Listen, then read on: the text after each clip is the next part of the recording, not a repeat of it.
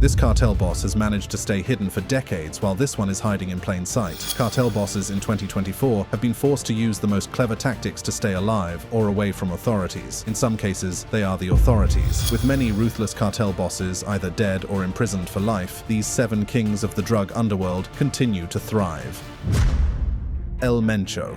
From a police officer to one of the most feared men in the drug trade, Nemesio Ruben Oseguera Cervantes, alias El Mencho, has had one roller coaster of a life. El Mencho gained notoriety not only for his brutal tactics in dealing with rivals, but also for kidnapping the sons of none other than El Chapo. After being deported to the US at the age of 30, El Mencho joined the local police forces of Cabo Corrientes and Tomatlan in the state of Jalisco. However, he left the disciplined forces and joined the Milenio Cartel. El Mencho's cunning and ruthlessness quickly earned him a place within the ranks of the Milenio Cartel. He started as a member of the assassin squad that protected the drug lord Armando Valencia Cornelio, alias El Maradona. He proved himself to be a valuable asset, carrying out dangerous missions and displaying a level of brutality that sent shockwaves through the criminal underworld. But El Mencho's ambitions were far greater than being a mere foot soldier. He yearned for power and control, and he knew that the only way to achieve it was to establish his own empire. And so, he set out on a path that would forever change the criminal landscape of Mexico. With his experience and knowledge gained from his time with the Milenio Cartel, El Mencho began to lay the foundation for his own criminal organization. He gathered a group of loyal followers, individuals who were willing to do whatever it took to achieve their goals. And thus, the Jalisco New Generation Cartel, or CJNG, was born.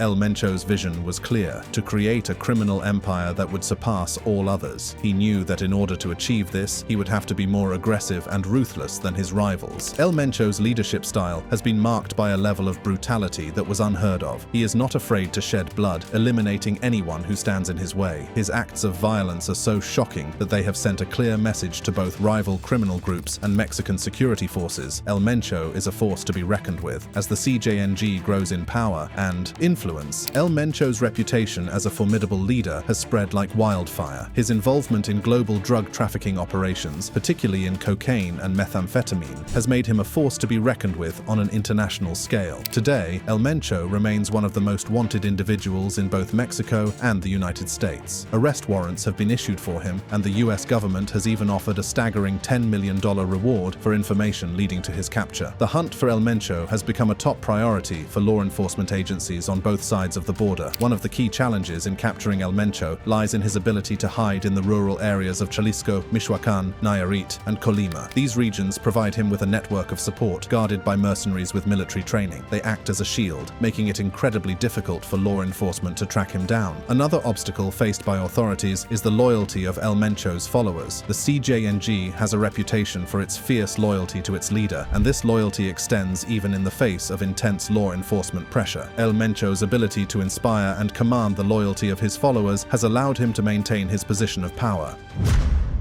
El Mayo Ismael Mario Zambada Garcia, alias El Mayo, has managed to stay out of the reach of the DEA as well as Mexican authorities since he got into the drug business. Not only has Zambada stayed out of jail, he has also propelled the Sinaloa cartel to the top, all while operating in the shadows. El Mayo's life is shrouded in mystery. Being in his line of business, he has been forced to stay off the grid. The man is so off the grid that some believe he is an urban legend, a boogeyman, a name that drug lords bring up from time to scare people. However, El Mayo exists. Those close to him have revealed that he does not use phones, nor does he speak in meetings. He has gone far and beyond to make sure that he remains in the shadows as can possibly be. El Mayo learned how to stay hidden after his first brush with law enforcement in the 1970s. He was making tens of millions of dollars each year, and as anyone in his position would do, he started living lavishly. This would prove to be a costly mistake, as it led to the arrest of his son-in-law and partner, and El Mayo's name appearing in police reports for the first time. He had learned his lesson: stay out of sight. He also tried to make sure everyone around him followed the same principles. His rise to the top of the command chain within the Sinaloa cartel came after El Chapo brought him on board the cartel to help maintain control. The Sinaloa cartel was constantly at war with other cartels over drug trade routes, which was attracting too much attention. El Mayo was brought into the fold to help sort out the issues without violence. Known as a master negotiator, he was able to steer the cartel away from violence and to the top of the drug business worldwide. El Mayo's negotiation prowess prowess also came in handy when El Chapo's sons, Ivan and Jesus Alfredo, were abducted by a rival gang. The two were returned home safely without any bloodshed after El Mayo intervened. However, there are reports that El Mayo's elusiveness is as a result of his cooperation with the authorities. There is credible information that El Mayo's partner and son-in-law, Antonio Cruz Vasquez, was working with for the CIA. He is also said to have introduced El Mayo to the CIA. Apart from the CIA, the cartel had ties with Mexican federal government forces. These partnerships are often lauded as the reason for the Sinaloa cartel's success. In fact, a 2009 report aired by National Public Radio in the US claimed that the government was helping the Sinaloa cartel take over the Juarez Valley area from the Juarez cartel. An ex-commander of the Juarez police force also came out to confirm that their agency was working with the Sinaloa cartel and fighting on its behalf. The report showed how the cartel had bribed high-ranking army officials who even participated in murder on the cartel's behalf on numerous occasions. Data on the low arrest rate of Sinaloa cartel members compared to other groups was also cited as evidence of favoritism by Mexican authorities. Still, El Mayo remains at the helm of the Sinaloa cartel as his partner, El Chapo, languishes in jail, and Los Chapitos, El Chapo's sons, fight to take over the cartel from him.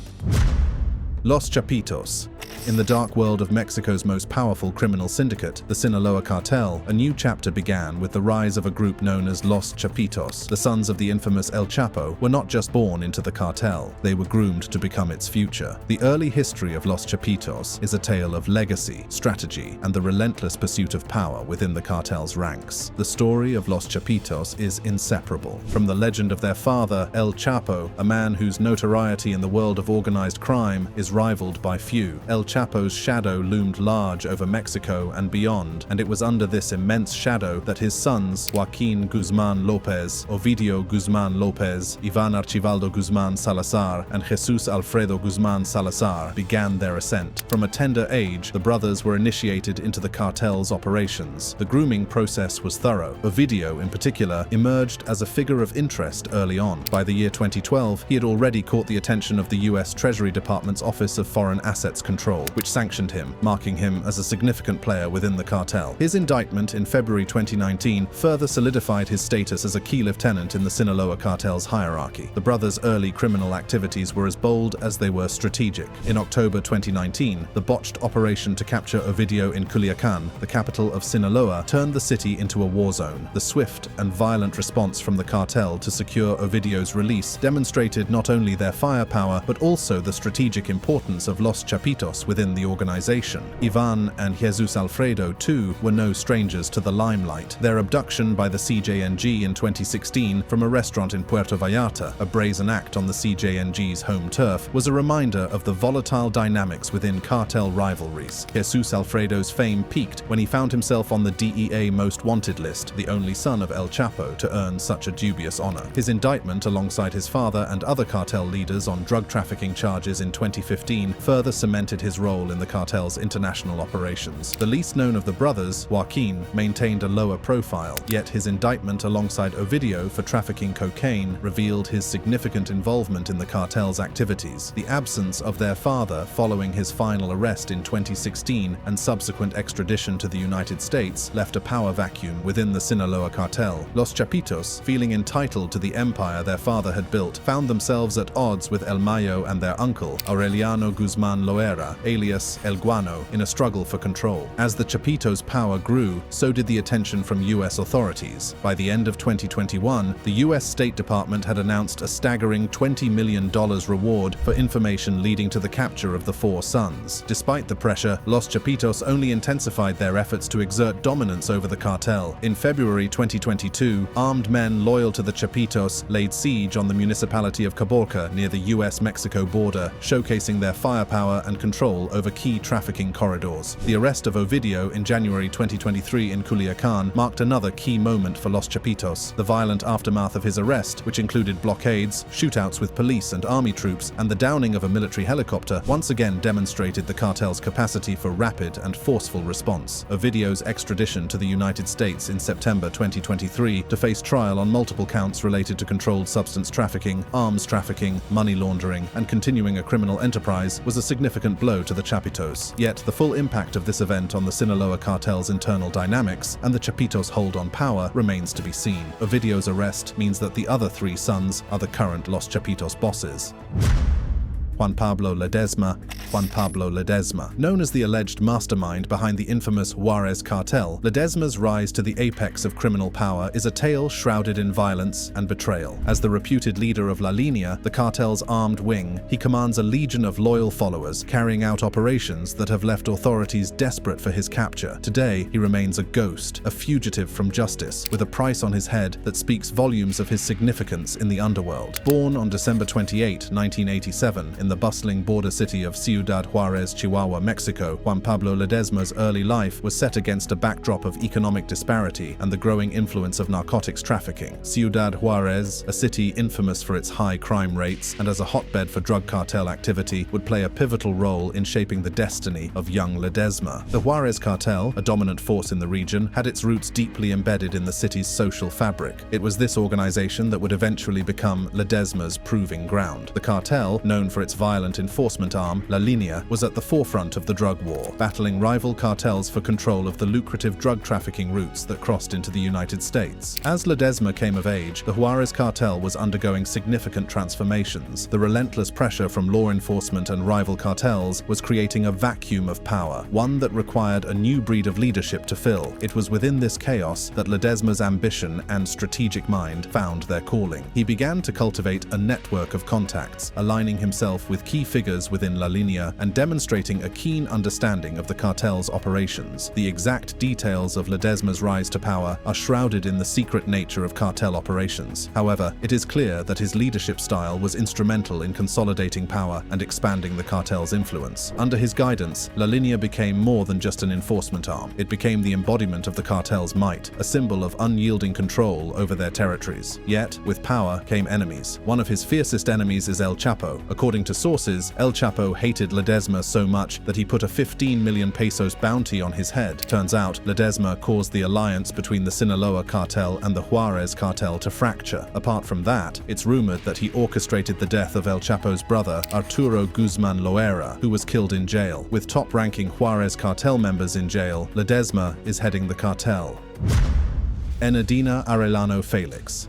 In the treacherous world of drug cartels, one woman defied the odds and rose to the top. Enedina Arellano Felix, once a behind-the-scenes operator, emerged as the leader of the notorious Tijuana cartel. Born into a family of traffickers, she used her financial skills to navigate chaos and violence. As her brothers fell to the law or met violent ends, Enedina's strategic mind became her greatest asset as she took over the Tijuana cartel. In the Arellano Felix household, the family business was more than a means to an end. It was a legacy waiting to be inherited. At 16, Enedina's eyes sparkled with dreams of becoming the Carnival Queen, a title that would crown her the Belle of Mazatlan. But destiny had other plans. Her brothers, Ramon and Benjamin, already marked men, were on the run from the United States and Mexican governments. The family's notoriety cast a shadow over her ambitions, and the crown remained a dream unfulfilled. The Arellano Felix brothers were disciples of Miguel Ángel Félix Gallardo, the notorious drug lord who controlled the flow of narcotics across the border. It was under his wing that they received the drug corridor in Tijuana, Baja California, a gateway to insatiable markets in the north. Enedina, however, sought knowledge over notoriety. She pursued a bachelor's degree in accounting. With a degree in hand, Enedina returned to the fold, her expertise hidden behind a veil of modesty. The mid-80s saw her quietly integrating into the family business, her presence unnoticed by the prying eyes of the authorities. The turn of the millennium brought with it a seismic shift.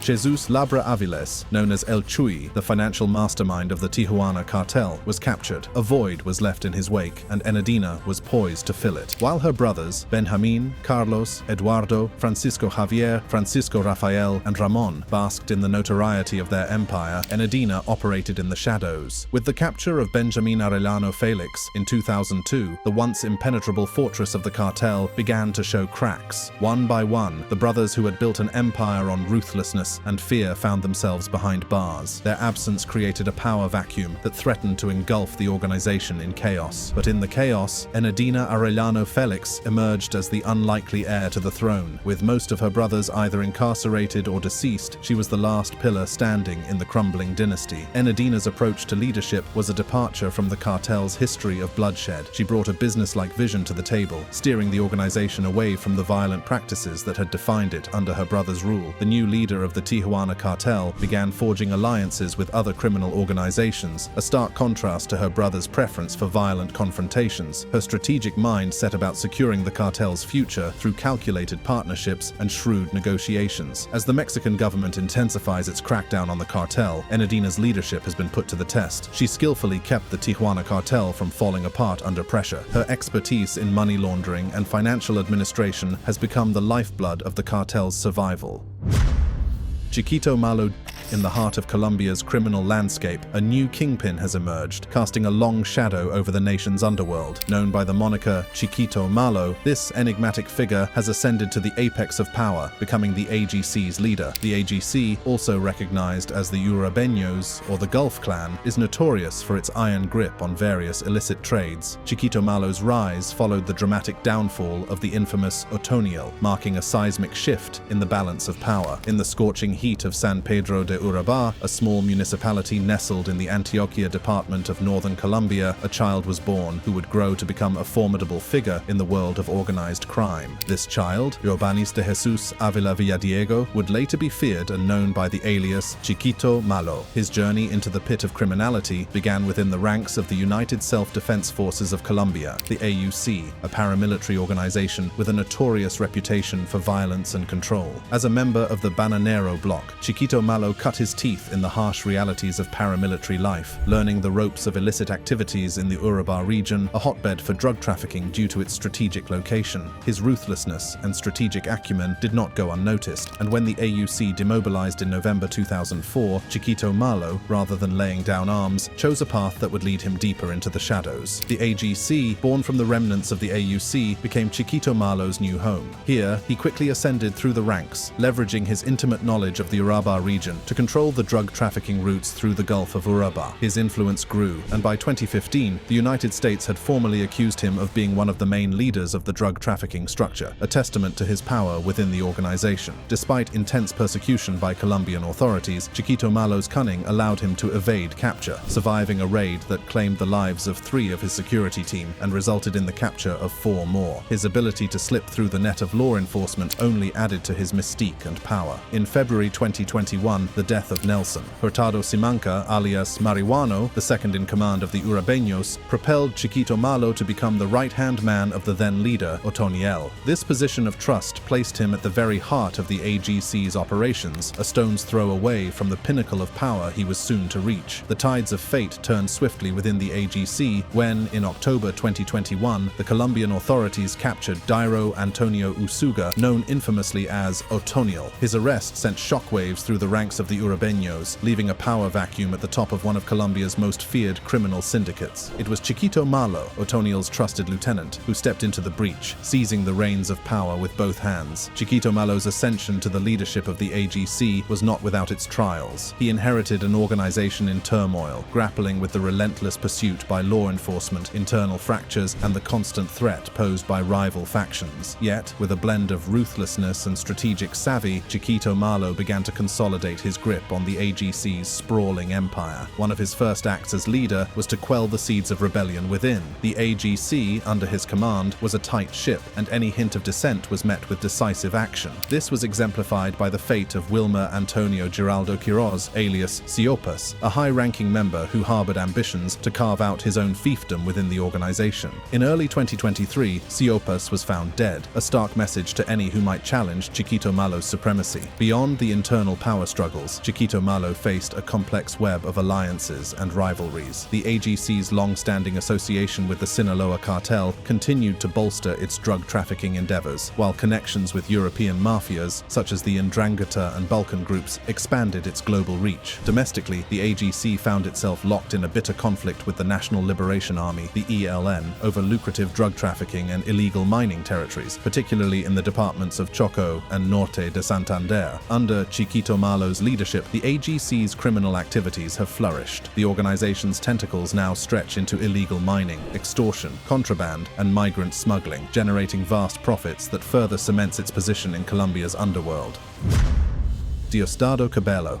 Diosdado Cabello is a name that is synonymous with authority in the halls of Venezuela's government. As a former vice president, the acting president in a time of turmoil, and a military man, Cabello's influence has been as vast as the nation's sprawling landscapes. Yet, whispers of a darker legacy trail behind him, painting a picture of a man at the helm of the notorious Cartel of the Suns. These accusations, casting long shadows over his storied career, suggest a clandestine empire of drug trafficking and corruption. Cabello's political prowess was first showcased when he was appointed vice president under Chavez in January 2002, a role that saw him orchestrating the delicate dance between the executive and legislative branches. His loyalty to Chavez was unshakable, and when the country was gripped by a coup d'etat attempt in April 2002, it was Cabello who briefly assumed the mantle of the presidency, ensuring the continuity of Chavez's legacy. Amidst the political fanfare, a sinister narrative unfolds, casting a pall over Diosdado Cabello's illustrious career. The Cartel of the Suns, a name that conjures images of a criminal syndicate shrouded in secrecy, is said to have a formidable leader in Cabello. Allegations swirl of his deep involvement in international drug trafficking, a claim that, if true, would reveal a double life of unprecedented duplicity. The United States government, vigilant and unyielding, launched a series of investigations into these grave accusations. Reports surfaced, painting Cabello as the capo of the Cartel of the Suns, implicating him in a web of narcotics operations that allegedly spanned continents. High-ranking generals of the Venezuelan military were also ensnared in these accusations, suggesting a collusion of power and illegality. The reverberations of these allegations were felt worldwide, prompting a swift international response. Sanctions rained down upon Cabello from nations like Canada, the European Union, and Switzerland, each freezing assets and banning entry, citing the erosion of democratic principles and human rights violations. The United States Department of the Treasury's Office of Foreign Assets Control took decisive action, sanctioning not only Cabello, but also his family and associates, accusing them of leveraging their political might for personal enrichment through extortion, money laundering, and embezzlement. The sanctions, a damning indictment, are said to have found approximately $800 million worth of Cabello's assets, a figure that he publicly refutes. These developments have cast a long shadow over Venezuela's political landscape, with Cabello's reputation hanging in the balance, and the country's international standing tarnished by the specter of narco-politics. Currently, Cabello is a captain in the Venezuelan Armed Forces, and also a member of the National Assembly of Venezuela. With his positions in the government, it's easy to see why people accuse him of heading the drug trafficking cartel. If you enjoyed this video, click on the boxes playing on your screen to watch similar content.